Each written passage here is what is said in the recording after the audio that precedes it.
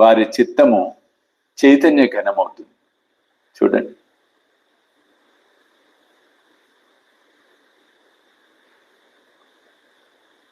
అంటే ఇక్కడ మనం బాగా తెలుసుకోవాల్సింది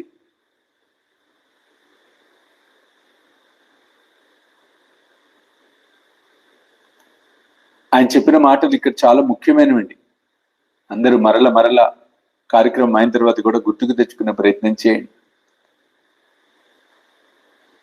నేను నా భక్తులను మృత్యుముఖం నుండి లాగేస్తానన్నాడు ఆయన. మృత్యుముఖం నుండి లాగటం అంటే అర్థం ఏమిటి?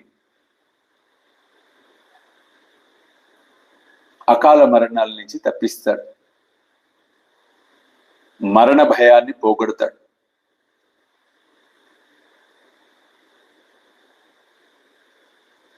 అకారణ అనారోగ్యాల బారిన పడకుండా అడ్డుపడతాడు.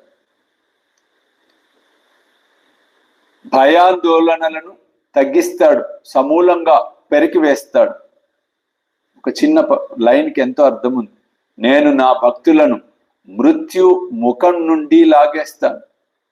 ఇది అబద్ధం కాదండి, పుక్కిడి పురాణము కాదు, ఏదో టైంపాస్ కోసం చెప్పిన మాటలు కాదు. చాలా జాగ్రత్తగా పరిశీలిస్తే ఆ మహనీయుడు సమర్థ సద్గురు సాయినాథుడు మనకు అందించిన గొప్ప వరం ప్రసాదం ఈ మాటలు. నా ఈ కథను శ్రవణం చేసినంత మాత్రాన రోగ నివారణం అవుతుంది. ఇది 100